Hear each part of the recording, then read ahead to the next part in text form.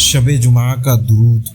بزرگوں نے فرمایا جو شخص ہر شب جمعہ یعنی جمعہ اور جمعرات کی درمیانی رات اس درود شریف کو پابندی سے کم از کم ایک مرتبہ پڑھے گا، موت کے وقت سرکار مدینہ صلی اللہ علیہ وسلم کی زیارت کرے گا اور قبر میں داخل ہوتے وقت بھی یہاں تک کہ وہ دیکھے گا کہ سرکار مدینہ صلی اللہ علیہ وسلم قبر میں اپنے رحمت بھرے ہاتھوں سے اتار رہے ہیں۔